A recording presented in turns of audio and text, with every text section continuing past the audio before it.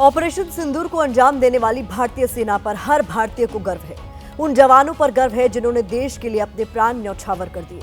ऐसे ही एक जवान थे बीएसएफ के सब इंस्पेक्टर मोहम्मद इम्तियाज। लेकिन आज जब बिहार के सीएम नीतीश कुमार शहीद के परिजनों से मिलने पहुंचे तो नीतीश के लिए वीवीआईपी इंतजाम किए गए, जिस पर सवाल उठ खड़े हुए।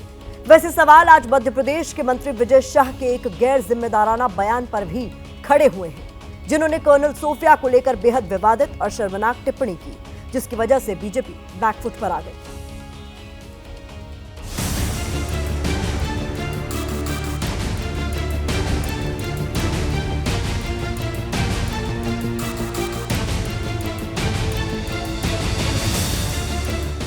अगर आप सोच रहे हैं कि बिहार इलेक्शन से पहले छपरा में नई सड़क का निर्माण हो रहा है तो आप गलत हैं। अगर आप सोच रहे हैं कि जनता की सुविधा के लिए छपरा में सड़क बनाई जा रही है तो भी आप गलत हैं। सड़क सिर्फ इसलिए बनाई गई क्योंकि मुख्यमंत्री नीतीश कुमार आज सारण जिले के नारायणपुर गांव आए थे। नीतीश ने आज ऑपरेशन सिंदूर में शहीद हुए जवान मोहम्मद इम्तियाज के परिजनों से मुलाकात की, लेकिन उससे पहले ये चमचमाती सड़क हाईलाइट हो गई।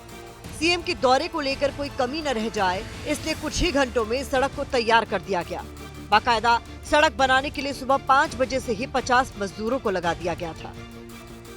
सीएम की शहीद के घर तक की यात्रा के लिए किस तरह मिनटों में सड़क बन रही है, ये तस्वीर मैं आपको दिखाऊंगी। क्योंकि इसी रास्ते से मैं शहीद के घर गई हूँ और जो मैं देख पा रही हूँ वही आपको सटीक दिखा रही हूँ। ये सड़क आप देख सकते हैं, बिल्कुल नई चमचमाती हुई सड़क पिच रोलर के साथ आपको नजर आएगी। और इस सड़क को आज सुबह 5 बजे से बड़ी संख्या में मजदूर लगे हुए हैं इस सड़क को बनाने के लिए।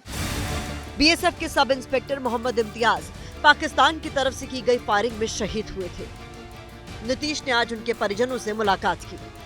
बिहार सरकार ने शहीद के परिजनों को 50 लाख रुपए की मदद भी दी है, लेकिन सवाल उस वीवीआईपी इंतजाम पर है जो सिर्फ सीएम के दौरे को लेकर किए गए। कूलर, पंखे, लाइट सब कुछ ही घंटों में लगा दी गई, कालीन तक बिछा दिए गए। ये कोई पार्टी का कार्यक्रम तो था नहीं, बल्कि मुख्यमंत्री को शहीद के परिवार से मिलना था, लेकिन नीतीश के प्रशासन ने इसे भी वीवीआईपी बना दिया।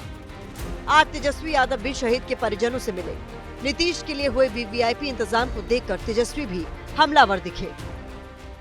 आज के मौके पे हमको कोई राजनीति करनी नहीं है, लेकिन इस पिछड़ा इलाका है, इस इलाकों में जो लोग भी विकास के दावे करते हैं वो तो सबके सामने आ गया कि कितना खोखला वादा है। तेजस्वी यादव ने शहीद के परिवार को आर्थिक मदद का चेक भी सौंपा और लालू यादव से फोन पर शहीद के परिजनों से बात करवाई। शहीद जवान इम्तियाज की बेटी ने भी कहा है कि वो सेना में जाकर देश सेवा करना चाहते हैं। अपने फादर का जल्दो रिवेंज जो है, अगर हमें मौका मिला तो हम जरूर लेंगे। बिहार के बाद अब मध्य प्रदेश में हो रही राजनीति के स्तर को भी नापिए। मंच पर दिखाई दे रहे ये एमपी की मोहन सरकार के मंत्री विजय शाह हैं। मंत्री विजय शाह ऑपरेशन सिंदूर के बारे में बोलते बोलते सारी सीमाएं लांघ गए। कुछ ऐसा बोल गए कि उन्होंने सेना के शौर्य पर ही सवाल उठा दिए। जिन्होंने हमारी बेटियों के सिंदूर उजाड़े थे, लोगों को हमने उनकी ऐसी की तैसी करवाई। विजय शाह ने जो कहा उससे बीजेपी पर सवाल उठे हैं, मोहन सरकार पर सवाल उठे हैं। कांग्रेस ने भी इस मुद्दे को लपकते हुए पूछ लिया है कि क्या बीजेपी विजय शाह का इस्तीफा लेगी? क्या पीएम मोदी और बीजेपी के नेता इस ओछी सोच के लिए माफी मांगेंगे, या इस घटिया सोच के लिए विजय शाह का प्रमोशन किया जाएगा, उसके समर्थन में रैलियां निकाली जाएंगी?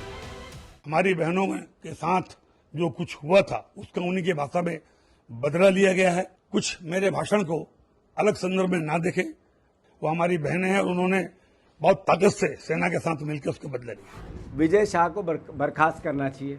विजय शाह जी को इसी वक्त बर्खास्त करना चाहिए। जिन कर्नल सोफिया कुरैशी का नाम लिए बिना ये मंत्री इतनी गैर जिम्मेदाराना बात कह रहे हैं ताकि कुछ तालियां बटोरी जा सके, उन सोफिया कुरैशी पर पूरे देश को नाज है। हम उम्मीद करते हैं कि ऐसे मंत्रियों की जुबान पर लगाम लगाई जाएगी।